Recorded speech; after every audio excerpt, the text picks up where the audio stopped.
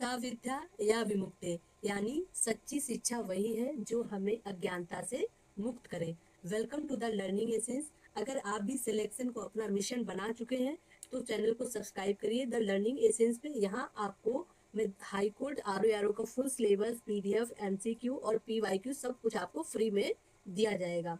तो टाइम ना वेस्ट करते हुए आज आपकी पहली क्लास है इतिहास, हिस्ट्री से शुरू कर रही हूँ, इतिहास की क्लास है और इसमें आपका पहला चैप्टर है, फर्स्ट चैप्टर है पाषाण काल। Let's start. तो सबसे पहले जानेंगे कि इतिहास क्या है, इतिहास क्यों पढ़ना है, क्या इसकी इम्पोर्टेंट ऐसी आन पड़ी है, क्यों पढ़ना चाहिए, क्या ही जरूरत है, ना पढ़ो तो ये सब चीजें हैं ना, हिस्ट्री क्यों इम्पोर्टेंट है।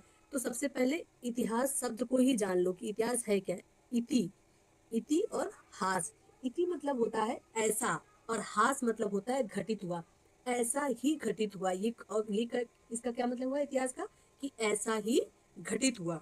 दूसरी चीज है, इतिहास जो शब्द है इसका सबसे पहले उल्लेख हमें कहाँ पे मिलता है। तो इतिहास शब्द का सबसे पहले उल्लेख मिलता है कहाँ पे, अथर्ववेद में। अथर्व अथर्ववेद में सबसे पहले हमको इतिहास शब्द का उल्लेख मिलता है।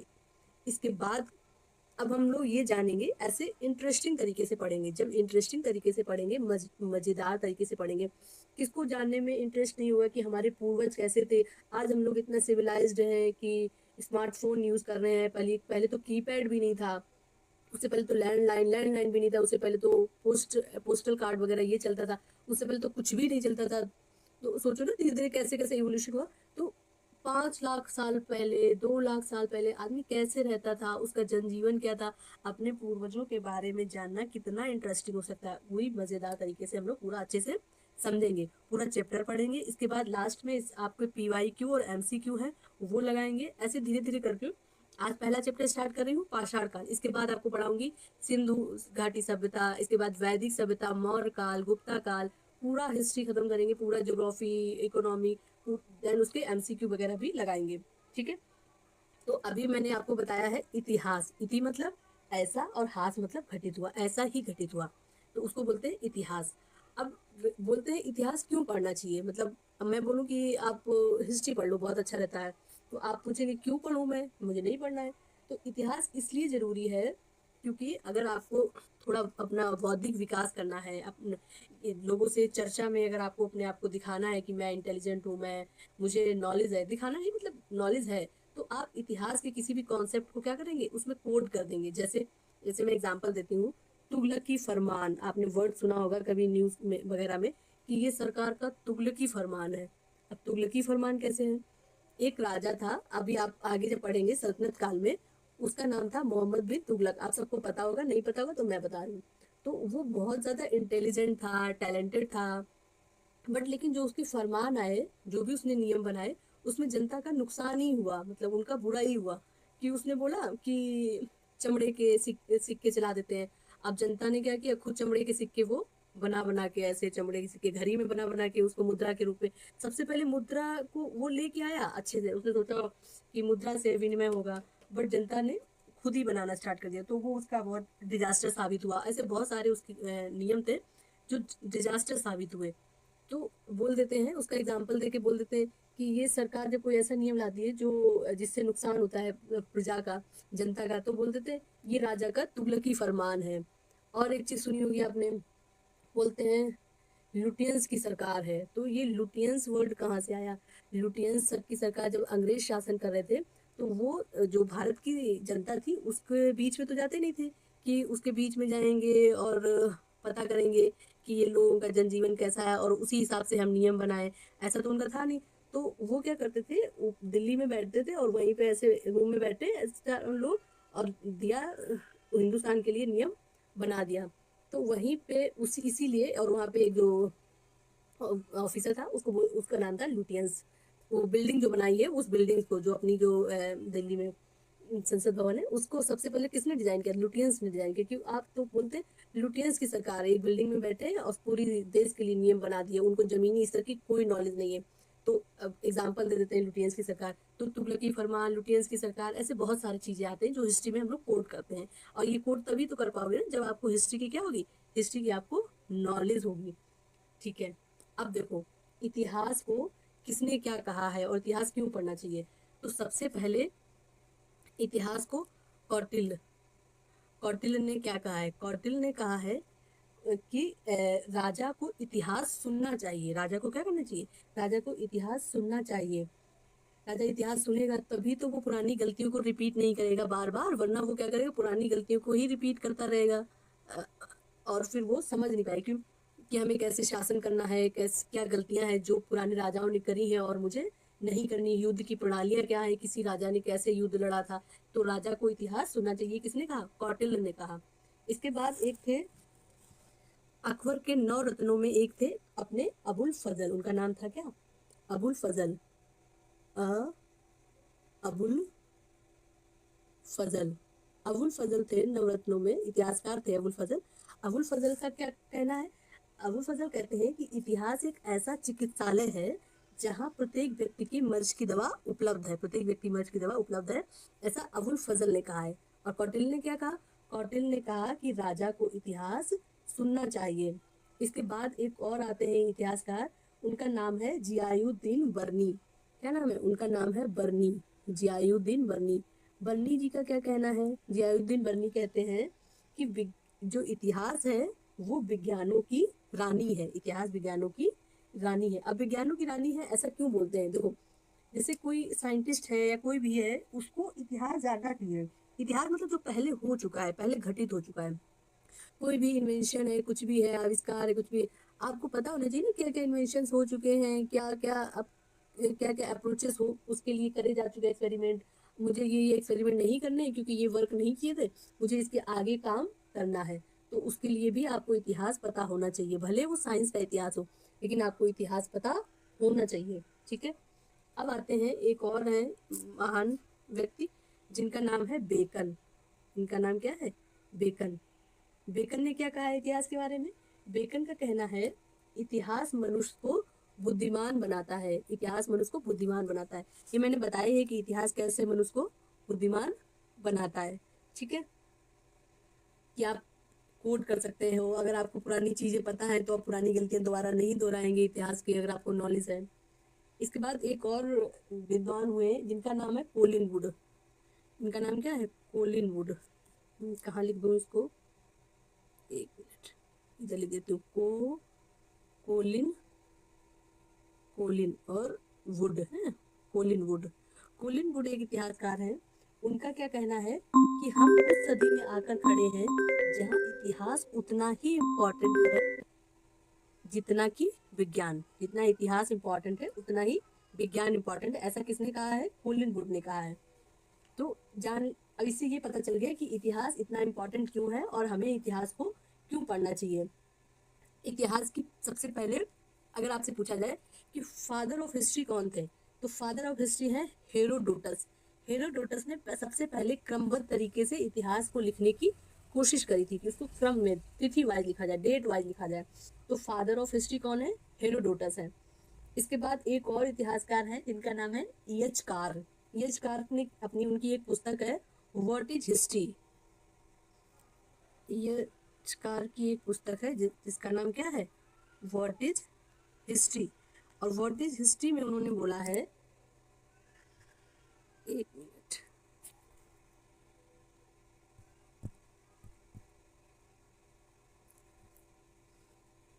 ईएच कार की एक पुस्तक है जिसका नाम है व्हाट इज हिस्ट्री। उन्होंने कहा है अतीत, उन्होंने बोला अतीत व वर्तमान, अतीत अतीत व वर्तमान, अतीत व वर्तमान के बीच में जो संवाद है, अतीत व वर्तमान के बीच में जो संवाद है उसी को क्या बोलते हैं, इतिहास बोलते हैं, उसको इतिहास कहते हैं। तो ये कहना है किसका, ईएच कार का। अब मैंने यहाँ तक क्या क्या बता दिया आपको, रिवीजन करवा देते हैं जल्दी जल्दी।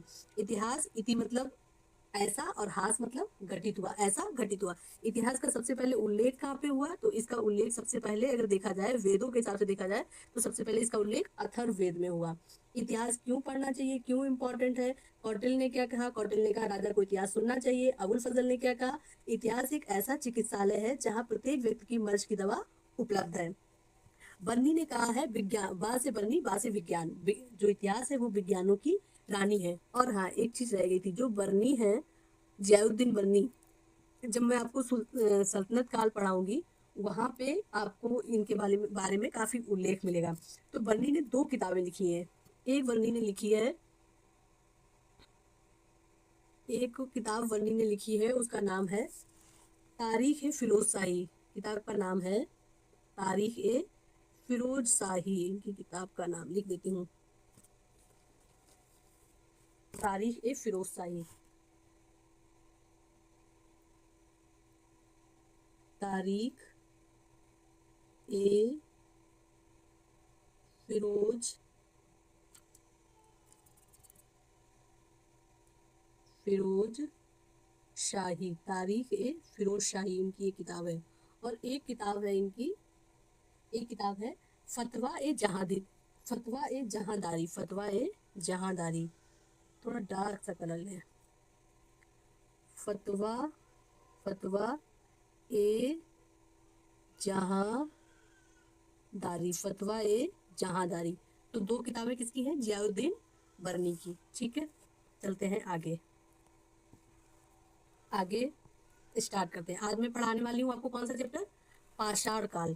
तो पाषाण काल से क्या लेना देना है? पाषाण काल मतलब कि अभी तो हम लोग इतनी सारी धातुओं की खोज हो गई है, लोहा है, तांबा है, जिंक है, धातुओं को मिक्स करना भी आ गया है, उनको कांसा बना रहे हैं, टिन बना रहे हैं, कहीं कुछ बना रहे हैं। लेकिन जो सबसे पहले मानव था 5 लाख साल पहले, जो सबसे पहले मानव था उसको तो ये कुछ नहीं धातुओं के बारे में खोज हुई थी।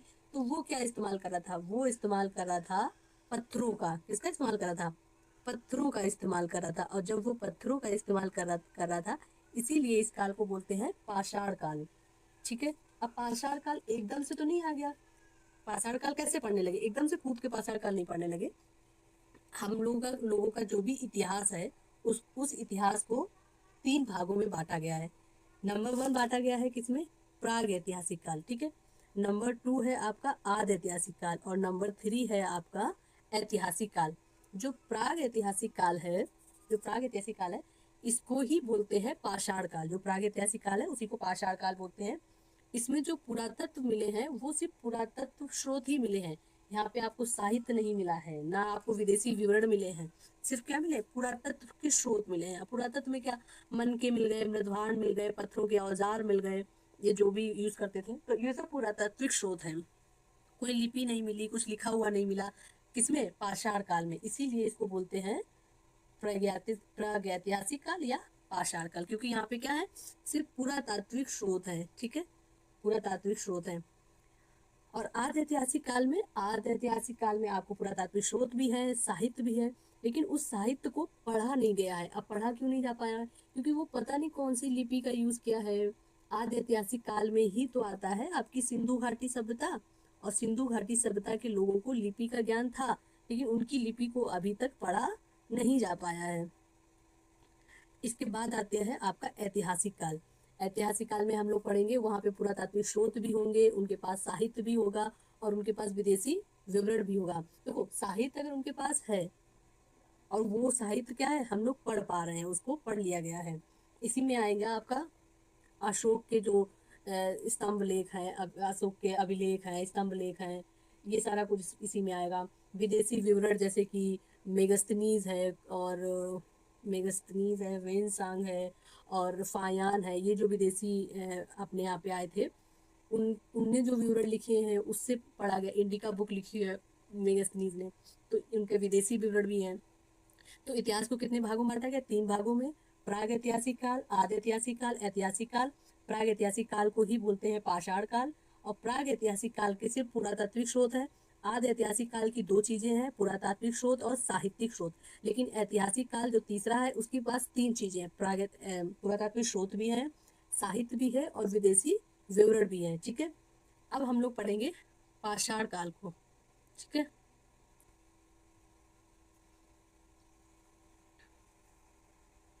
एक मिनट।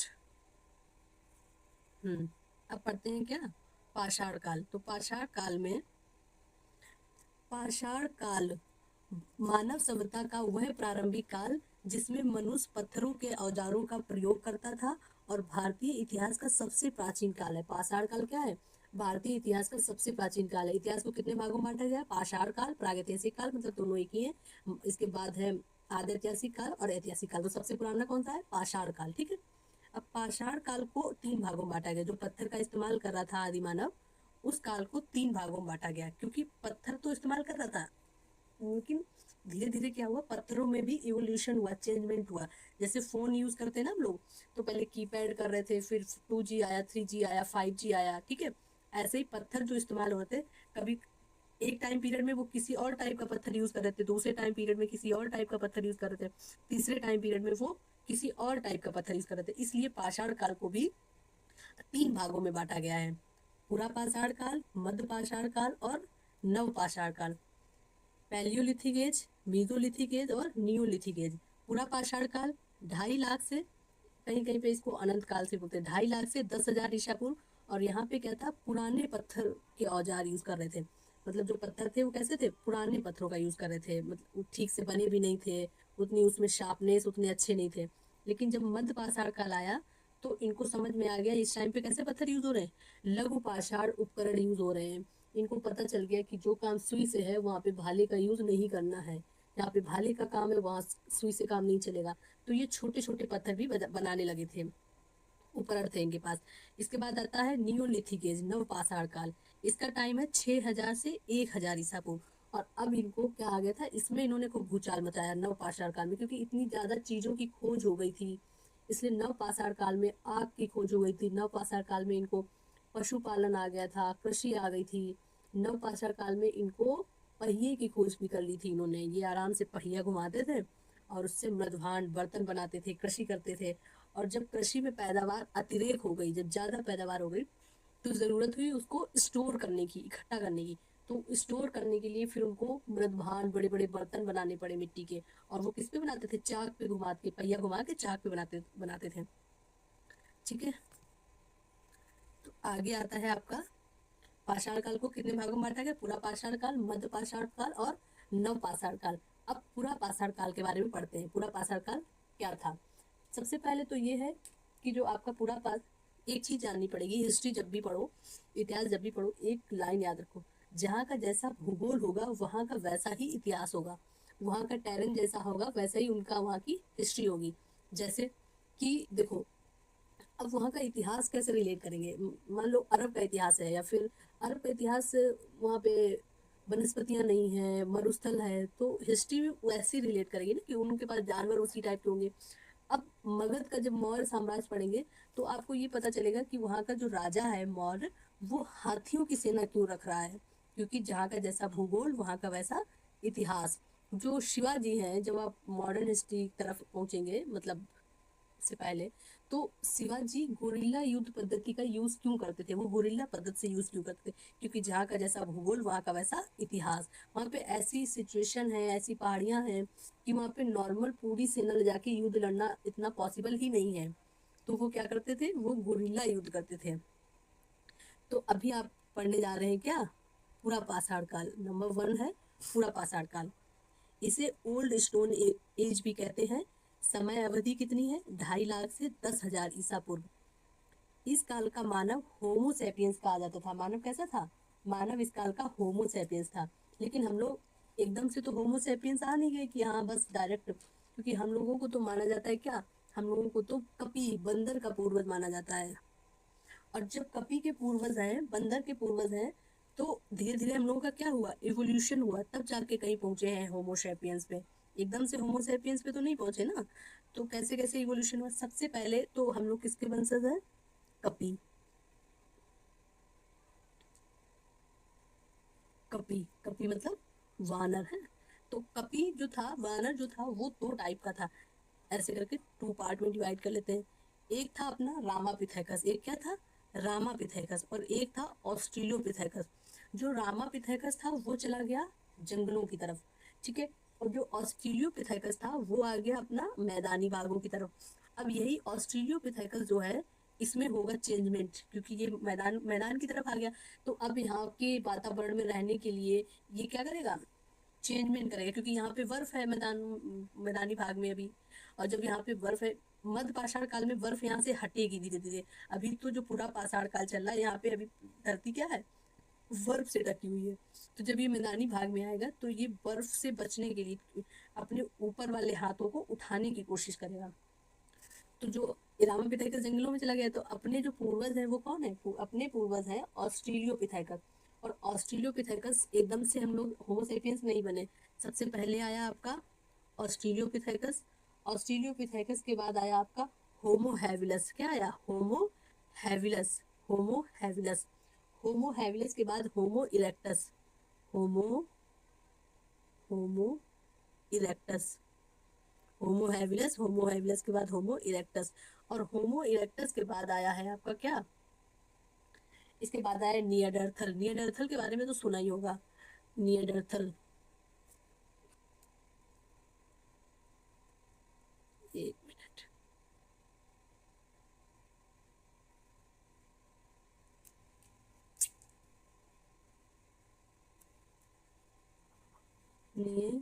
नियरडर्थल, नियरडर्थल है। तो नियरडर्थल जो मानव था वो तो भाई बढ़िया अच्छे से उसका डेवलपमेंट हो गया। तो एक एक करके बताते हैं। सबसे पहले बताते हैं होमो हैबिलस के बारे में। नंबर 1 बताते हैं होमो हैबिलस।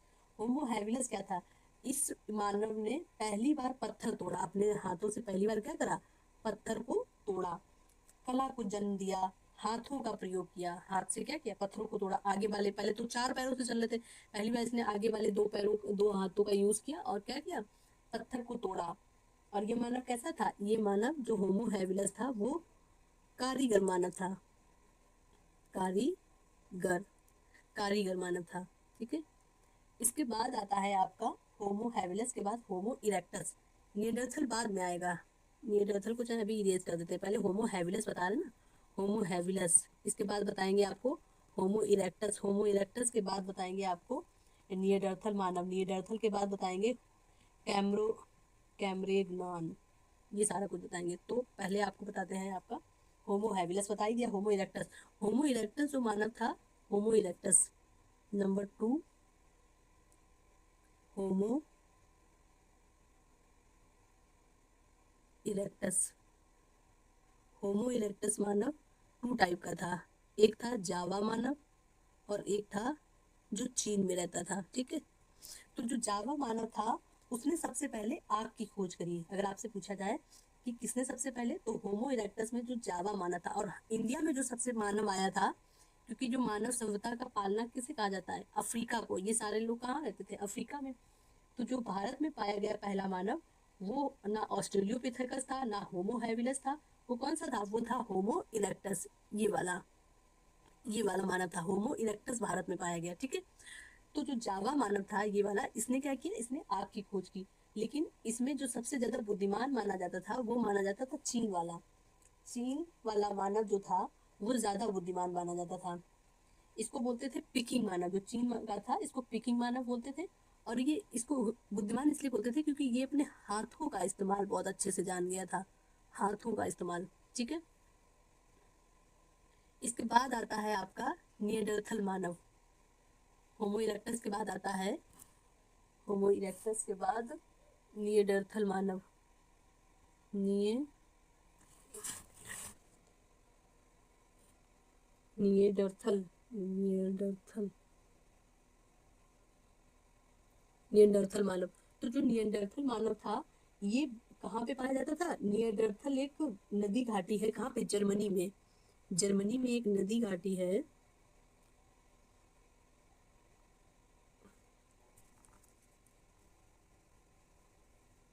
जर्मनी। तो जर्मनी में एक नदी घाटी है जहाँ पे ये नियंडरथल मानव पाया जाता था। ये मानव जो था, इस मानव ने संस्कृति सीख ली थी। अब संस्कृति कैसे, हर समाज की, सभी लोगों की अपनी अपनी कोई संस्कृति होती है।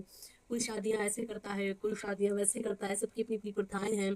कोई इंसान मर जाता है तो उसको दफनाता है, तो कोई उसको जलाता है। तो ये अपनी अपनी प्रथाएं हैं, तो इसको संस्कृति आ गई थी। ये मानव जो था वो क्या कर रहा था, आग का, होमो इरेक्टस का जो जावा मानव था उसने आग की खोज तो कर ली थी, लेकिन उसे आग का उपयोग नहीं पता था। लेकिन नियंडरथल जो मानव था इसने क्या किया था, इसको आग का उपयोग आ गया था, ये आग का उपयोग कर रहा था। ये अच्छे से आग का उपयोग करने लगा। ठीक है, अब क्या होता है, इनको पता चल गया था जैसे कोई मरता था तो ये उसको दफनाते थे निडरथल मानव, और दफनाने के साथ साथ उसके साथ में बहुत सारी चीजें उसके साथ में रख देते थे, जहाँ पे दफनाते थे उसके साथ में बहुत सारी चीजें रख देते थे। तो इनका मानना था कि जब उसको अगला जन्म होगा तो वो इन सब सामान का क्या करेगा, इस्तेमाल करेगा। तो यहाँ से एक बात पता चल गई निडरथल मानव के बारे में, कि निडरथल जो मानव था वो पुनर्जन्म में विश्वास करता था, पुनर्जन्म में मानता था निडरथल मानव। ठीक है, और निडरथल मानव में क्या हो गया था, यहाँ पे कार्य का वर्गीकरण हो गया था। निडरथल मानव तक आते आते ये पता चल गया था कि कौन सा काम पुरुष कर पाएंगे और कौन सा काम महिलाएं, जैसे शिकार करने का काम है, बड़े जानवरों को मारने का काम है, तो वो पुरुष करेंगे। यहाँ पे कार्य का महिला और पुरुष में कार्य का वर्गीकरण हो गया था होमो निडरथल मानव तक। इसके बाद आता है कैमरगन मानव, इसके बाद आता है आपका कैमेगनन क्रोमैग्नन, इसके बाद आता है क्रो। अब आपको लग रहा होगा होमो सैपियंस बताने से पहले मैं इतना सारा कुछ ये सब क्यों बता रही हूँ, मैं इसलिए बता रही हूँ क्योंकि एकदम से हम लोग होमो सैपियंस तो बन नहीं गए थे। इसके बाद आता है क्रोमैग्नन, क्रोमैग्नन के बाद आएगा आपका क्या, होमो सैपियंस, जो ये लिखा है होमो सैपियंस। क्रोमैग्नन के बाद क्या आएगा, होमो सैपियंस। तो क्रोमैग्नन मानव जो था वो बुद्धिजीवी मानव था, और इसकी खोपड़ी कैसी थी, बड़ी थी। खोपड़ी खोपड़ी इसकी क्या थी, बड़ी थी। खोपड़ी बड़ी थी, इसकी खोपड़ी बड़ी थी, और ये कैसा था, बुद्धिमान था। कौन, क्रोमैग्नन। और होमो सेपियंस तो हो ही गया था चालू, उसका आईक्यू लेवल बड़ा था, वो शोषण करना सीख गया था, जानवरों को पालने लगा था, भेड़ बकरी सबको शोषण कर रहा था। कि क्योंकि एक जीव दूसरे जीव को गुलामी नहीं करवाएगा ना, उसको अगर उसको खाना भी है तो मारेगा, खाएगा बस। लेकिन अभी इंसान थोड़ा सा आईक्यू ज्यादा था, उसने कहा ठीक है अभी हम इन सबको क्या करेंगे, इनको सबको पालेंगे, शोषण करेंगे। नेक्स्ट पॉइंट है, मनुष्य पूर्णतः खाना बदोश था। जो आपका पूरा पाषाण का था, इसमें पूरा नोमैडिक मानव था, जीवन घुमंतु जीवन व्यतीत करता था। यहाँ पे फल फ्रूट फल लगे तो यहाँ पे थोड़े दिन रुक गए, फल वल खा लिए, फिर दूसरी जगह जाएंगे वहां पे रुकेंगे, वहां पे खाएंगे, यहाँ पे शिकार किया खा लिया। तो भोजन के लिए आखेट करते थे, शिकार करते थे, एवं फल फूल इकट्ठा करना इनका मुख्य साधन था। इनको भी खेती नहीं आई थी, इनको भी पशुपालन नहीं आया है, ये अपना पूरी तरीके से घुमंतु जीवन जी रहे हैं। कौन से लोग, पूरा पाषाण काल के लोग। ठीक है, आगे बढ़ते हैं। पूरा पाषाण काल के उप विभाग। अब पूरा पाषाण काल देखो, पाषाण काल को 3 भागों में बांटा गया, पूरा पाषाण काल, मध्य पाषाण काल और नव पाषाण काल। लेकिन अब पूरा पाषाण काल को भी 3 भागों में बांट दिया गया है। कैसे बांटा गया है, निम्न पूरा पाषाण काल, मध्य पूरा पाषाण काल, और नीचे है आपका उच्च पूरा पाषाण काल। देखो, निम्न, मध्य और उच्च पूरा पाषाण काल। जो निम्न पूरा पाषाण काल का एग्जाम्पल है वो है आपका सोहन घाटी। और ये सोहन घाटी जगह कहाँ पे है, निम्न पूरा पाषाण काल का स्थल है क्या, सोहन घाटी, और ये है आपका पंजाब पाकिस्तान में। और मद्रास में भी एक जगह है, मद्रास मद्रास में एक जगह है आपकी पलकप्पम, इसका नहीं, पलकप्पम नहीं, मद्रास में जगह है आपकी पल्लवरम। मद्रास में जगह है क्या आपकी पल्लवरम, पल एक मिनट, पलवरम, ये पलवरम जगह है मद्रास में। ऐसे सोन घाटी कहाँ पे, तो सोन घाटी आपकी पाकिस्तान में। मध्यपुरा पाषाण 1 लाख से 40,000, ये वाली समय अवधि ना भी याद करो, लेकिन इसका जो स्थान है निवासा, ये निवासा है महाराष्ट्र में, और ये भीमबेटका है मध्य प्रदेश के रायसेन जिले में, मध्य प्रदेश के रायसेन जिले में है। उच्च पुरा पाषाण काल में है बेलन घाटी, और ये बेलन घाटी कहाँ पे है, उत्तर प्रदेश के मिर्जापुर जिले में, और छोटा नागपुर। ठीक है, तो पाषाण काल को कितने भाग, पूरा पाषाण काल को कितने भागों में बांटा गया, निम्न पूरा पाषाण काल, मध्य पूरा पाषाण काल और उच्च पूरा पाषाण काल। अब है कि पूरा पाषाण काल के औजार क्या क्या थे। पूरा पाषाण काल के औजार में हैंडेक्स है, कुल्हाड़ी है, क्लीवर है, क्लीवर मांस काटने के लिए। और ये क्लीवर किस शेप में होता था, ये क्लीवर से होता था वी शेप में। क्लीवर के बाद आपका क्या है, स्कैपर है, चॉपर है। क्लीवर आपका वी नहीं, सॉरी, क्लीवर आपका यू शेप में था, ऐसे करके यू, ऐसे यू शेप में क्लीवर था। इसके बाद स्क्रैपर है, खुरचने के लिए। चॉपर, चॉपर है चॉपिंग टूल पशु वध के लिए, इसको बोलते थे गड़ासा। जो चॉपर है इसी को बोलते थे गड़ासा। और फ्लैक्स औजार, फ्लैग को आप स्क्रैपर खुरचने के लिए, क्लीवर यू आकृति का, और हैंडेक्स जो है वो क्या है, कुल्हाड़ी। तो इन सबको मिलने के लिए मद्रास, अतिपक्कम, पल्लवरम, मद्रास में और भी जगह है, अतिपक्कम है, पल्लवरम है, बद मदुरई जगह भी है, ये भी निम्न पाषाण काल की जगह है, और ये सब कहाँ है, मद्रास में है। तो ये सारे औजार कहाँ कब के हैं, पूरा पाषाण काल के। अगर आपको पूछा जाए हैंडेक्स कब का है, पूरा पाषाण काल, क्रीवर, स्क्रैपर, चौपक और फ्लैग औजार। फ्लैग को ही फलक बोलते हैं, फलक संस्कृति फ्लैग औजार की। फलक मतलब जिसमें बहुत सारे वो होते हैं, जैसे एक बड़ा सा पत्थर है और यूं यूं यूं इसको काट के अलग कर दिया, इधर काट के अलग कर दिया, इसको काट के अलग कर दिया। तो इसमें जो बड़ा वाला, इसको ये जो किनारी है, इसको इसको बोलते हैं फ्लैग, इसको बोलते हैं कोर। ये क्या है, कोर है, और ये फ्लैग्स हैं, इसमें बहुत सारी फ्लैग्स हैं, बहुत सारे किनारे हैं, इसीलिए फ्लैग टूल्स हैं।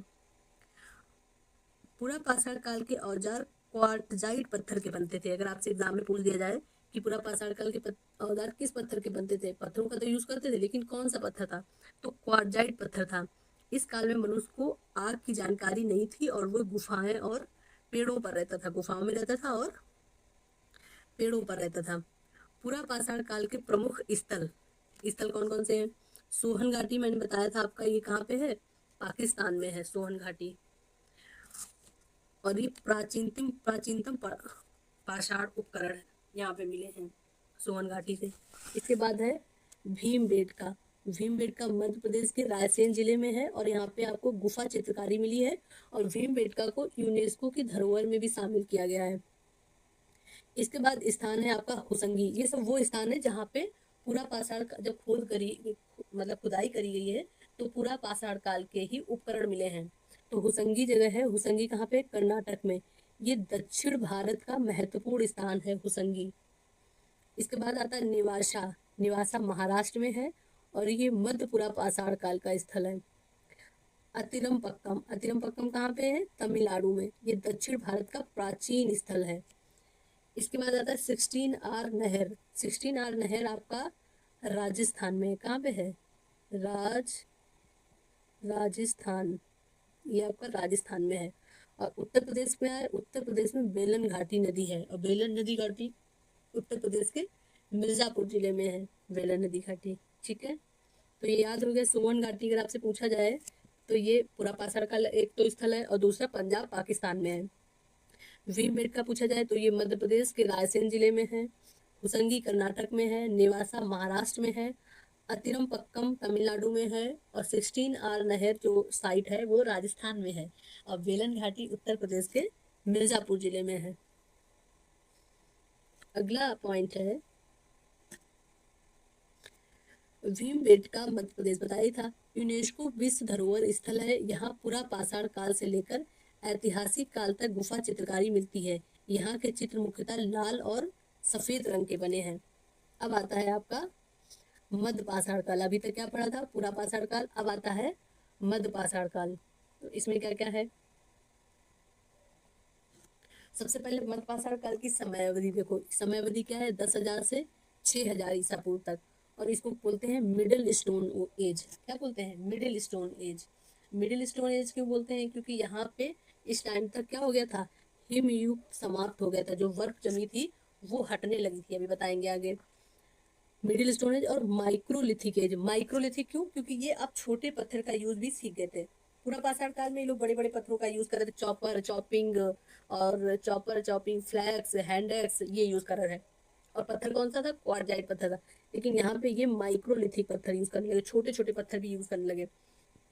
इस काल की सबसे बड़ी विशेषता माइक्रोलिथ यानी अत्यंत छोटे पत्थर के औजार थे। इनको पता चल गया सुई और भाले का अंतर। जलवायु परिवर्तन के कारण हिमयुग समाप्त हुआ और मनुष्य खुले में रहने लगा। पहले वो मतलब गुफाओं में रह रहा था, लेकिन जैसे ही बर्फ पिघली तो ये थोड़ा उतरे, नीचे की तरफ उतरे, मैदानों की तरफ बढ़े। क्योंकि अभी जब मध्य पाषाण काल आखिरी समय होगा, तब तक ये खेती पशुपालन ये भी सीखने लगेंगे। इस काल में कुत्ते को पालतू बनाया गया। पूरा पाषाण काल में ये कुछ नहीं, मतलब कुछ पालतू वालतू नहीं बना रहे थे किसी को, आराम से जानवरों की जीवन जी रहे थे। लेकिन मध्य पाषाण काल में इसने सबसे पहले एक जानवर को पालतू बनाया और उसका नाम है कुत्ता। शिकार के साथ साथ मछली पकड़ना भी शुरू कर दिया था। ये सब मध्य पाषाण काल के वो हैं। मध्य पाषाण काल के बारे में सबसे पहले, ये मध्य पाषाण काल के जो ज्यादातर जो क्षेत्र है वो कौन सा क्षेत्र है? मध्य पाषाण काल का जो क्षेत्र है वो है विंध्य क्षेत्र। विंध्य क्षेत्र अगर आपसे पूछा जाए मध्य पाषाण काल का क्षेत्र क्या है तो विंध्य क्षेत्र। ठीक है। दूसरी चीज, ये शिकार करते थे, मछली पकड़ते थे, और इनका जो एरिया है प्राचीनतम, ऐसे ये लोग क्या करते थे? पशुपालन तो सीख गए थे, लेकिन अगर आपसे पूछा जाए कि प्राचीनतम पशुपालन के साक्ष्य कहाँ से मिले हैं, तो प्राचीनतम पशुपालन के साक्ष्य मिले हैं बागोर से। एक जगह है बागोर, इसको लिख लेना है, एक जगह है बागोर। बागोर ये कहाँ पे है? राजस्थान में है। और ये किस नदी के किनारे है? बागोर है कोठारी नदी के किनारे। कोठारी नदी के किनारे बागोर है, और यहाँ पे सबसे पहले पशुपालन के साक्ष्य मिले हैं। ठीक है। कोठारी से मिले हैं। एक जगह है आदमगढ़ स्थान है आपका मध्य प्रदेश में, यहाँ से भी पशुपालन के मतलब साक्ष्य मिले हैं। ठीक है, आगे बढ़ते हैं। माइक्रोलिथ, लघु पाषाण उपकरण। अब ये लघु पाषाण उपकरण में क्या क्या यूज कर रहे थे? वो तो क्वार्जाइट पत्थर का यूज कर रहे थे, और बता दिया हैंड एक्स था, चॉपिंग थी, फ्लैक्स था। ठीक है। ये क्या कर रहे थे? माइक्रोलिथ, अत्यंत छोटे ज्यामितीय आकार के पत्थर, ज्यामिति थी उसमें, क्या था? ज्यामितीय आकार के अत्यंत छोटे पत्थर यूज कर रहे थे। इन्हें तीर, भाले, हसिया फंसाकर प्रयोग किया। अब तीर भाले अगर यूज कर रहे हैं तो इसके मतलब सबसे पहले जो प्रक्षेपास्त्र था, प्रक्षेपास्त्र का यूज आ गया, जो फेंक के चलाया जाता है। तीर है, भाले है, हसिया है, इसका प्रयोग किया। आकार कौन सा था? त्रिभुज। त्रिभुज के बाद वर्गाकार, अर्धचंद्र, समचतुर्भुज। ये चर्ट, किस पत्थर का यूज कर रहे थे? चर्ट पत्थर और चकमक पत्थर। और क्वार्जाइट तो चलेगा ही, वो लोग क्वार्जाइट, लेकिन ये चर्ट का यूज कर रहे थे, चकमक पत्थर का यूज कर रहे थे, और क्वार्ज पत्थर का यूज कर रहे थे। अब मध्य पाषाण काल के जैसे वो सब स्थल थे जो हम लोगों ने सोवन घाटी पढ़ा, 16R पढ़ा, बेलन घाटी पढ़ा, भीमबेटका पढ़ा, और निवासा पढ़ा, ये सब पूरा पाषाण कालीन स्थल थे। लेकिन अब पढ़ेंगे वो सारे स्थल कहाँ के हैं? मध्य पाषाण काल के स्थल हैं। तो देखो, सबसे पहले है बागोर, राजस्थान, और किस नदी के किनारे मैंने बताया? कोठारी नदी के किनारे बताया है बागोर। और राजस्थान का भीलवाड़ा जिला है।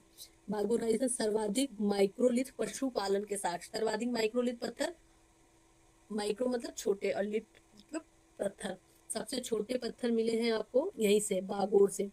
और अगर पूछा जाए सबसे पहले पशुपालन का साक्ष्य कहाँ पे मिला है, वो भी बागोर से मिला है। आदमगढ़ मध्य प्रदेश में, यहाँ से भी पशुपालन का साक्ष्य मिला है, बागोर और आदमगढ़। सराय नहर उत्तर प्रदेश में, यहाँ से क्या मिला है? मानव कंकाल प्राप्त हुआ है। और मानव कंकाल तो प्राप्त हुआ है, लेकिन एक चीज और है, सराय नहर जो जगह है वो कहाँ पे है? उत्तर प्रदेश में प्रतापगढ़ में है। और यहाँ से एक चीज ये पता चली है कि मानवीय आक्रमण की जो स्थिति है, मानवीय आक्रमण की स्थिति का पता चला है। और मानवीय आक्रमण की स्थिति का पता इसलिए चला है क्योंकि जो यहाँ पे कंकाल मिला है उसके शरीर में तीर चुभा हुआ था। सराय नारायण में जो कंकाल मिला है उसके शरीर में तीर लिख दिया मैंने, तीर छुपा हुआ लगा हुआ था। तो इससे ये पता चलता है कि यहाँ पे मानवीय आक्रमण हुआ होगा, युद्ध हुआ होगा। महदा जगह है प्रतापगढ़ में, ये भी प्रतापगढ़ में जगह है। और महदा की खोज कैसे हुई थी? महदा की क्या, जो आपकी शारदा नहर परियोजना है उसका चौड़ीकरण हो रहा था, उसको चौड़ा किया जा रहा था जौनपुर की तरफ। तो वहीं पे जब उसको चौड़ा किया जाता तो खोज हुई थी किसकी? मैदाहा की। और ये भी आपका प्रतापगढ़ में है, उत्तर प्रदेश के। यहाँ पे मानव कंकाल और हड्डी के औजार मिले, मानव कंकाल और हड्डी के औजार मिले। इसके बाद जगह है आपकी लेखैया है, वो उत्तर प्रदेश के मिर्जापुर जिले में है। और यहाँ पे शैलाश्रय मिले, क्या मिले? शैलाश्रय मिले, नर कंकाल मिले। तो ये है, ये सब सरार नारा है प्रतापगढ़ में, मैदा प्रतापगढ़ में, आदमगढ़ मध्य प्रदेश में, बागौर राजस्थान में, लेखैया मिर्जापुर में। फिर है टेरी तमिलनाडु में है, और ये दक्षिण भारत का प्रमुख स्थल है। तो ये सारे स्थल कौन से थे? मध्य पाषाण काल के। इससे पहले जो पढ़े थे वो कब किसके थे? पूरा पाषाण काल के। पशुपालन का प्राचीनतम साक्ष्य आदमगढ़ और बागौर से मिलता है। बताया था आदमगढ़ और बागौर से, ये आरो यारो में कई बार पूछा गया है। अब आते हैं नवपाषाण काल। अब नवपाषाण काल में तो ये लोग एकदम भूचाल मचा देते हैं, क्योंकि इतनी ज्यादा चीजों की खोज हो जाती है, इतना ज्यादा इनको नॉलेज हो जाता है मध्य पाषाण काल में कि पूछो नहीं। तो अगर आपसे ये पूछा जाए कि नवपाषाण काल का जो नाम है, नियोलिथिक जो नाम है, वो सबसे पहले किसने प्रयोग किया था, तो वो थे जॉन लुबाक। जॉन जॉन लुबाक लुबाक जॉन लुबाक ने सबसे पहले नवपाषाण काल शब्द की प्रयोग किया था, न्यूलिथिक शब्द का प्रयोग किया था। और नवपाषाण का मानव, अभी इन्होंने पहिए की भी खोज कर ली है, आग की भी खोज कर ली है, ये पशुपालन भी कर रहे हैं, ये कृषि भी कर रहे हैं, क्योंकि कृषि के जो साक्ष्य मिलेंगे वो कहाँ पे मिलेंगे, कृषि के साक्ष्य मिलेंगे पाकिस्तान के बलूचिस्तान में है एक जगह मेहरगढ़। मेहरगढ़ से आपको कृषि के साक्ष्य मिलेंगे। तो इसका समय काल क्या है, ये है 6000 से, वो मध्य पाषाण काल क्या था 10,000 से 6,000 के बीच में, और इसकी समय अवधि है 6000 ईसा पूर्व से 1000 ईसा पूर्व। इसे न्यू स्टोन एज कहते हैं, नियोलिथिक रिवोल्यूशन भी कहते हैं। बोला ना यहाँ पे भूचाल, बहुत सारी चीजें बदलती हैं एकदम से, तो इसे नियोलिथिक रिवोल्यूशन भी कहते हैं। गार्डन चाइल्ड ने नवपाषाण काल को नियोलिथिक रिवोल्यूशन की संज्ञा दी है, अगर पूछा जाए एग्जाम में, तो नियोलिथिक रिवोल्यूशन की संज्ञा किसने दी, गार्डन चाइल्ड ने। इस काल की प्रमुख विशेषता पॉलिशदार पत्थरों का उपयोग, बताया था ना। पूरा पाषाण काल में क्या था, हैंडेक्स का यूज कर रहे थे, चॉपर, चॉपिंग, फलाक, ये सब स्क्रैपर, इनका यूज कर रहे थे। फिर आया माइक्रोलिथ, छोटे पत्थरों का यूज कर रहे थे मध्य पाषाण के काल के लोग। फिर आए नव पाषाण के लोग, उनका नहीं, मैं तो प्रो हूँ, मैं तो जेनजी हूँ, ऐसे मतलब मजाक में, मैं तो मस्त हूँ ना, तो मैं क्या करूंगा, अपने पत्थरों को एकदम शार्प करूंगा, चिकना करूंगा, जैसे घुसाओ तो एकदम फट से घुस जाए, उसको घिस घिस के चिकना करूंगा। नवपाषाण काल की प्रमुख विशेषताएं। अब इनकी विशेषताएं क्या थी, इन्होंने ऐसा क्या क्या खोज कर ली, क्या क्या भूचाल मचा दिया। गेहूं और जौ सबसे पहले उगाई जाने वाली फसल थी। इन्होंने जो अगर खेती करी तो सबसे पहले इन्होंने क्या उगाया, गेहूं और जौ। पशुपालन का विकास किया नवपाषाण काल के लोगों ने, और कौन कौन से पशुओं को पाला, गाय को, भेड़ को, बकरी को, घोड़े को, आदि पशु पाले जाने लगे। स्थायी नियम, स्थायी निवास की शुरुआत। जब आप खेती करेंगे, पशुपालन करेंगे, तो आपको स्थायी निवास तो करना ही पड़ेगा, पास पास में रहना पड़ेगा। तो स्थायी निवास शुरू हुआ, पास पास रहना शुरू किया। मनुष्य खाना बदोश जीवन छोड़कर गांव बसाने लगा। मृदभांड का निर्माण, मिट्टी के बर्तन बनाए जाने लगे, क्योंकि अब खेत में पैदा हो रहा है और वो पैदा अतिरेक हो रहा है, मतलब जितनी जरूरत नहीं है उससे ज्यादा पैदा हो रहा है, तो उसको क्या करना पड़ेगा, स्टोर करोगे, फिर उसका विनिमय करोगे, तो इसके लिए मृदभांड बनाए गए। चक्र, व्हील का आविष्कार इसी काल में हुआ, पहिए का आविष्कार हुआ, पहिए से तो बनाएंगे ना मृदभांड, तो चक्र, पहिए का आविष्कार हुआ। वस्त्र निर्माण की शुरुआत, इन्होंने क्या किया, जब कपास की खोज हुई तो ये क्या करे, वस्त्र बनाने लगे। अभी तक तो वो कपड़े ही नहीं पहनते थे, नंगे रहते थे, लेकिन अब ये फिर पेड़ की छाल वगैरह पहनने लगे। अब ये क्या कर, जानवर की खाल पहन ली, कहीं जानवर मारा उसकी खाल पहन ली, पेड़ की छाल पहन ली, अब वस्त्र का निर्माण होने लगा।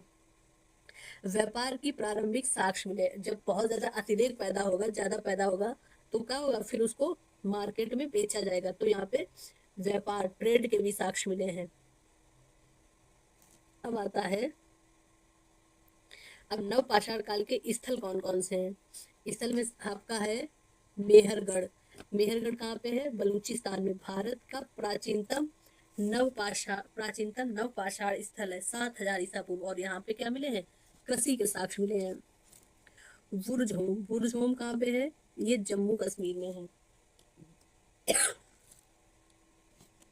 बुर्ज होम कहाँ पे है, बुर्ज होम जम्मू कश्मीर में है। और ये बुर्ज होम के लोग कहाँ रहते थे, ये गर्तावास में रहते थे, मतलब गड्ढे खोद के घर बनाते थे और उसमें रहते थे, और लगभग इनके जो घर थे वो झीलों के किनारे के साक्ष्य थे। अब आपसे पूछा जाए कि बुर्ज होम की खोज किसने की थी, तो इसकी खोज की थी डी टेरा और पीटरसन। डी टेरा और पीटरसन पूरा एक में ही है, पीटरसन, डी टेरा और पीटरसन ने। गर्त निवास लिखा है, गर्त निवास, पालतू कुत्ते को मालिक के साथ दफनाया जाता था। कहाँ पे, बुर्ज होम में पालतू कुत्ते को मालिक के साथ दफनाते थे। ये एक चीज इन्होंने पता यहाँ पे पता चली है। और खोज किसने करी थी? डी टेरा और पीटरसन ने करी थी। कहाँ पे है ये? कश्मीर में। फिर है गुफ कराल। गुफ कराल भी जम्मू कश्मीर में है, और गुफ कराल का अर्थ होता था कुम्हार की गुफा। कुम्हार की गुफा। गुफ कराल का अर्थ क्या है? कुम्हार की गुफा। हड्डी के औजार और कृषि के साक्ष्य मिले। ये सब नवपाषाणकालीन स्थल है। हड्डी के साक्ष्य और कृषि के साक्ष्य मिले। और भी बहुत सी चीजें मिली यहाँ पे। हड्डी की सुई मिली है, सिलवट्टा मिला है, तकली मिली, हसुआ मिला, ये सब चीजें मिली है यहाँ पे। फिर एक जगह है चिरांद। चिरांद जगह है बिहार में, ये भी नवपाषाण कालीन है, और सर्वाधिक हड्डी के औजार यहीं से मिले हैं, बिहार से, चिरांद से। फिर एक जगह है आपकी नवपाषाण कालीन जगह है ब्रह्मगिरी, और ब्रह्मगिरी कर्नाटक में है। दक्षिण भारत का सबसे महत्वपूर्ण, देखो संगन कल्लू भी कहाँ पे था? वो भी कर्नाटक में था। टेरा एक जगह है, टेरा तमिलनाडु में है। संगनकल्लू कर्नाटक में था। अच्छा, ये लिखा तो है नीचे। संगनकल्लू कर्नाटक में है, ब्रह्मगिरी कर्नाटक में। दक्षिण भारत का प्रारंभिक नवपाषाणकालिक स्थल है। इसके बाद है पिकली हल। पिकली हल भी कहाँ पे है? पिकली हल भी कर्नाटक में है। तो कर्नाटक में ब्रह्मगिरी है, संगनकल्लू है, चिरांद बिहार में है, गुफकराल जम्मू कश्मीर में है, बुर्ज होम जम्मू कश्मीर में है। गुफकराल मतलब कुम्हार की गुफा। बुर्ज होम मतलब होता है, बुर्ज होम मतलब होता है मतलब ये लोग गर्तावास में रहते हैं। मेहरगढ़, यहाँ सबसे पुरानी कृषि के साक्ष्य मिले हैं। पिकली हल में राख के ढेर मिले हैं। अगर ऐश ऑफ माउंट बोले राख के ढेर कहाँ पे मिले हैं, तो वो पिकली हल में मिले हैं। और है दो तीन जगह, दो तीन साइट है जहाँ पे खुदाई हुई है। और ये सब कहाँ, कैसे, कौन सी साइट है? नवपाषाण की साइट है। जो मैंने आपको सराय नाहरराय बताया, लेखरिया बताया, दमदमा बताया, महदा बताया, ये सारी जगह है आपकी मध्य पाषाण काल की। जो भीमबेटका बताया, निवाशा बताया, बेलन घाटी बताया, सोहन घाटी बताया, ये सब पूरा पाषाण काल के स्थल है। ठीक है, डोंट कंफ्यूज। उटनूर एक जगह है, उटनूर है आंध्र प्रदेश में। और ये राख के ढेर, इतना याद रखो, ऊपर से ये जो इंडिया का मैप है, इंडिया के मैप में जो ऊपर से नीचे जाएंगे तो जो पूरा पाषाणिक स्थल होंगे वो ज्यादातर ऊपर होंगे, फिर मध्य पाषाणिक स्थल होंगे, फिर नव पाषाणिक स्थल, ज्यादातर ऐसे, मतलब ऐसा कंफर्म नहीं है, लेकिन ये ऊपर से नीचे आए थे ना, तो वैसे ही यहाँ पे पूरा पाषाण का कोई स्थल रियली मिलेगा नीचे तरफ। कोलडीवा। कोल्डी कोलडीवा। कोलडीवा जगह है आपकी इलाहाबाद प्रयागराज में, उत्तर प्रदेश के। विश्व का प्राचीनतम चावल का साक्ष्य अगर पूछा जाए तो वहां कहाँ पे मिला? कोल्डीहवा, प्रयागराज, इलाहाबाद। महगड़ा, महगड़ा भी प्रयागराज में है और उत्तर प्रदेश में। ये नवपाषाण काल का स्थल है। कोल्डीहवा पूछा गया, कोल्डीहवा पूछा जा चुका है एग्जाम में, इंपॉर्टेंट है। यहाँ विश्व का सबसे प्राचीन चावल का साक्ष्य मिला था। दूसरा जो लगभग 6500 ईसा पूर्व का है। यूपीएससी में पूछा जा चुका, आरएआरओ में भी ये प्रश्न पूछा जा चुका, इंपॉर्टेंट है। अब बुर्ज होम की विशेषता क्या है? बुर्ज होम में गर्त निवास मिले हैं, जो गड्ढे खोद के रहते थे, अर्थात मनुष्य जमीन खोद कर उसमें रहता था। यहाँ पालतू कुत्तों को उनके मालिक के साथ में दफनाया जाता था। कहाँ पे? बुर्ज होम में। अब तीनों का कंपैरिजन पढ़ लेते हैं और यहाँ पे आपको सारा कुछ क्लियर हो जाएगा। देखो कैसे, पूरा पाषाण काल, मध्य पाषाण काल और नव पाषाण काल। समय 2.5 लाख से 10,000, 10,000 से 6, 6 से 1,000। इनके औजार है, हैंडक्स है, क्लीवर है, चॉपर चॉपिंग है, फलक है, ये सब बताए थे। इनका जो पत्थर है वो कैसा है? माइक्रोलिथ, छोटा पत्थर है। इनका है चमकदार पॉलिशदार औजार। ये किस पत्थर का यूज करते थे? क्वार्टजाइट का। और ये चर्ट और चकमक का। ये विभिन्न प्रकार के नवपाषाण काल में, जैसे अभी बहुत सारी धातु है अपने पास, लेकिन अगर आप बात करेंगे सिंधु घाटी सभ्यता की, तो उनको कांसे के बारे में नॉलेज था, तो वो कांसे का यूज करते थे, तो उनको ज्यादा धातु के बारे में नॉलेज नहीं था। नवपाषाण के लोग विभिन्न प्रकार के पत्थरों का यूज कर रहे थे, और ये लोग गुफाओं में रहते थे। लेकिन जब मध्य पाषाण काल में बर्फ पिघली, तो ये गुफाओं से निकल के कहाँ आए? खुले स्थानों में आए, शैलाश्रय में आए। और इन्होंने तो पशुपालन, खेती सबकी खोज कर ली, तो ये स्थायी बस्तियों में रहने लगे, गाँव में रहने लगे। कृषि ये तो नहीं जानते थे, ये यहाँ पे आरंभ हो गया था कृषि का, थोड़ा आखिरी में, मध्य पाषाण काल के आखिरी में कृषि का प्रारंभ हो गया था। और ये तो पूर्ण रूप से कृषि करते थे, खाना बदोश जीवन इन्हें छोड़ दिया था। पशुपालन, पशुपालन ये लोग नहीं करते थे। और इन्होंने एक जानवर पाला था, कुत्ता, लेकिन ये तो सब बिल्ली कह रहे, ये लोग गाय, भेड़, बकरी, घोड़ा पाल रहे थे। कौन से? नवपाषाण के लोग। मृदभांड, इनके पास मृदभांड क्यों होंगे जब ये खाना बदोश जीवन जी रहे, ना खेती करनी आ रही ना कुछ, इनके पास भी मृदभांड नहीं है। लेकिन नव पाषाण काल के पास मृदभांड है, क्योंकि सब कुछ खोज कर लिए इन्होंने। चक्र, यहाँ पे भी इन्होंने पहिया नहीं पता, इनको भी पहिए के बारे में नहीं पता, इनने पहिए खोज कर ली, इसलिए ये क्या बनाएंगे, मृदभांड बनाएंगे। मुख्य स्थान, इसका मुख्य स्थान है भीमबेटका। ये बागोर और आदमगढ़ में ही पहली बार कृषि के साक्ष्य मिले हैं, और इनका स्थान है ये मेहरगढ़, ठीक है, और बुर्जहोम। अब परीक्षा हेतु अतिरिक्त महत्वपूर्ण प्रश्न वन लाइनर टाइप के हैं, इसके बाद आपके एमसीक्यू और पीवाईक्यू क्वेश्चंस हैं, उनको भी इम्पोर्टेंट है। भारत में पाषाण काल की अगर खोज करें, पूछे किसने करी थी, तो 1863 में रॉबर्ट ब्रूस फुट ने करी थी। इन्होंने तमिलनाडु के पल्लवरम स्थान पर पहला पुरापाषाण औजार खोजा, और उसका नाम क्या था, हैंडेक्स। पल्लवरम में इन्होंने 1863 में खोजा, और उसका नाम था हैंडेक्स। रॉबर्ट ब्रूस फुट भारत में पाषाण काल के प्रथम अन्वेषण थे। जो उन्हें हैंडेक्स मिला था वो किस समय का था, पूरा पाषाण काल का था, पुराना था। पहला पूरा पाषाण उपकरण 1863 में पल्लवरम तमिलनाडु में मिला था। हैंडेक्स मिला था, किसको मिला था, रॉबर्ट ब्रूस फुट को मिला था। भीमबेटका यूनेस्को विश्व धरोहर बताइए कहाँ पे है, मध्य प्रदेश रायसेन जिले में है।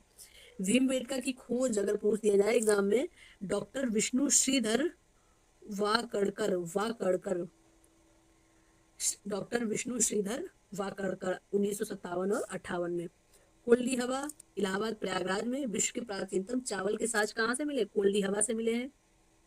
मेहरगढ़ भारतीय उपमहाद्वीप का प्राचीनतम नवपाषाण स्थल है मेहरगढ़।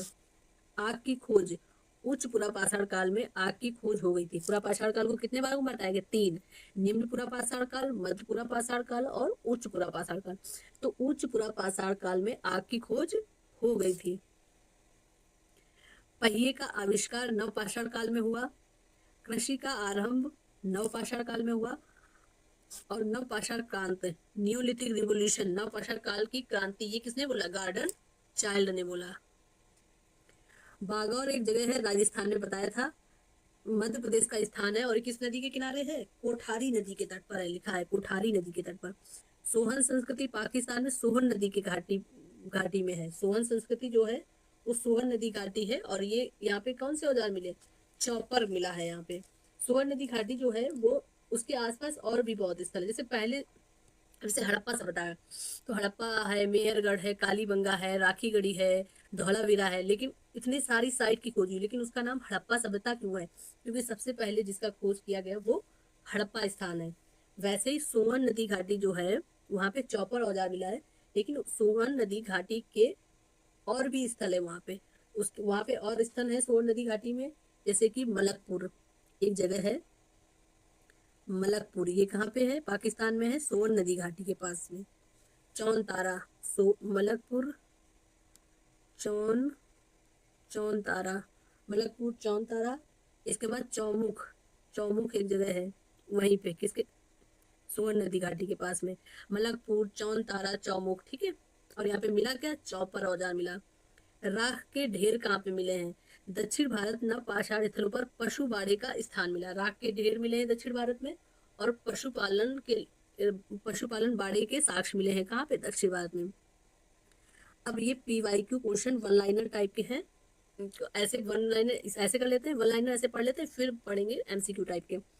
भारत में पूरा पाषाण काल का स्थान कौन सा था और इसकी खोज कब हुई, तो 1863 में पलवरम तमिलनाडु में हैंडेक्स मिला था, और खोजा किसने था, रॉबर्ट ब्रूस फुट ने खोजा था, पलवरम तमिलनाडु 1863। भीमबेटका किस राज्य में स्थित है और इसे यूनेस्को में किस वर्ष घोषित किया गया, तो मध्य प्रदेश के रायसेन जिले में भीमबेटका स्थान है, और ये किस उसका है, भीमबेटका ये है पूरा पाषाण काल का, और इसमें 2003 को इसको यूनेस्को की विश्व धरोहर में शामिल किया गया, रायसेन जिले का। पशुपालन का प्राचीनतम साक्ष्य कहाँ मिलता है, बागौर से और आदमगढ़ से, ये मध्य पाषाण काल के स्थल हैं। नव पाषाण काल में किस पशु को सबसे पहले पालतू बनाया गया, तो कुत्ते को बनाया गया, और इससे साक्ष्य कहाँ से मिलते हैं, बुर्ज होम, जम्मू कश्मीर में बुर्ज होम, जो लोग गर्त में रहते थे उनको जब दफनाया गया तो उसके साथ में कुत्ते को दफनाया गया, तो इससे ये पता चला कि सबसे पहले इन लोगों ने अगर किसी जानवर को पाला था तो वो क्या था, वो था कुत्ता। कोल्डी हवा क्यों प्रसिद्ध है, यहाँ विश्व का सबसे प्राचीन चावल के साक्ष्य मिले हैं, और कितने प्राचीन है, 6500 ईसा पूर्व पुराने हैं। अगला क्वेश्चन है, गर्त निवास किस पाषाणकालिक स्थल की विशेषता है? तो बुर्ज होम। और बुर्ज होम कहाँ पे है? जम्मू कश्मीर में है। और किस काल का स्थल है? नव पाषाण काल का स्थल है। अब आते हैं अपन लोग बहुविकल्पीय एमसीक्यू क्वेश्चन, जो आपके आरओ में आने की प्रबल संभावना है, तो इसको भूलना बिल्कुल नहीं है, आपके लिए इम्पोर्टेंट है। और इसको जान लो, समझ लो, याद कर लो, एग्जाम में आ जाए तो छोड़ना, एक भी क्वेश्चन छोड़ना नहीं है। मैं सारा कुछ कंप्लीट कराऊंगी, पूरी हिस्ट्री पूरी। आप मेरे साथ जुड़े रहें, मेरे चैनल को सब्सक्राइब करें, और मैं आपको हिस्ट्री है, ज्योग्राफी है, इकोनॉमी है, करंट अफेयर है, हिंदी है, इंग्लिश है, पूरा कंप्लीट कराऊंगी स्लैब। और इसकी पीडीएफ चाहिए तो आप मेरा नंबर दूंगी उस कमेंट बॉक्स में, आप उस पर मुझे हेलो भेजना, पीडीएफ लिख के भेज देना, मैं आपको पीडीएफ भेज दूंगी। पूरा पाषाण काल का सबसे प्रमुख औजार कौन सा है? हैंड एक्स है। बताइए कहाँ मिला था?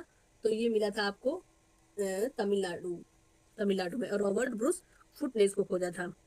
भारत में पाषाण काल के प्रथम अन्वेषक कौन थे? रॉबर्ट फुट, और इनको क्या मिला था? हैंड एक्स मिला था। निम्नलिखित में से कौन सा स्थान मध्य पाषाण कालीन नहीं है? बागौर है, आदमगढ़ है, सराय नारा है, मेहरगढ़ नहीं है। मेहरगढ़ नहीं है। ये कौन सा है? ये पूरा पाषाण कालीन स्थल है। नव पाषाण काल को नियोलिथिक रिवॉल्यूशन किसने कहा? गार्डन चाइल्ड ने। नव पाषाण काल को रिवॉल्यूशन किसने कहा? गार्डन चाइल्ड ने। भीमबेटका की खोज किसने की? श्री विष्णु श्रीधर वाकाड़कर। विश्व का प्राचीनतम चावल के साक्ष्य कोल्डी हवा से मिले हैं, और ये कहाँ पे है? उत्तर प्रदेश, प्रयागराज। बुर्ज होम किस प्रदेश में स्थित है? जम्मू कश्मीर में। बुर्ज होम कहाँ है? जम्मू कश्मीर में। पहिए का आविष्कार कब हुआ? तो नवपाषाण काल में हुआ। राख के ढेर किस क्षेत्र के नवपाषाण काल में मिले हैं? तो दक्षिण भारत में राख के ढेर मिले हैं। मध्य पाषाण काल में सर्वाधिक माइक्रोलिथ कहाँ मिले हैं? तो अभी पढ़ा था ना, सर्वाधिक माइक्रोलिथ बागौर मिले हैं। और सबसे पहले मध्य पाषाण काल में पशुपालन के साक्ष्य भी कहाँ से मिले हैं? बागौर से मिले हैं। पूरा पाषाण काल के औजार मुख्यतः किस पत्थर के बनाए जाते थे? तो ये पूरा पाषाण काल के क्वार्टजाइट पत्थर के, मध्य पाषाण काल के चकमक और चर्ट पत्थर के, और नव पाषाण काल के विभिन्न पत्थरों के। निम्नलिखित कौन सा स्थान विश्व धरोहर सूची में शामिल है? तो भीमबेटका को विश्व धरोहर सूची में शामिल किया गया। कब किया गया? 2003 में किया गया। ठीक है, आगे करते हैं। पाषाण का परिचय पूछे जाने वाले बिंदु हैं 3, ये तो सब पढ़ चुके हैं अपन लोग। भीमबेटका की खोज किसने की? विष्णु ने। विष्णु। तो ये सारा कुछ आपका फर्स्ट चैप्टर था पाषाण काल। कल मैं आपको सेकेंड चैप्टर आपका इसी का लेके आऊंगी, हिस्ट्री।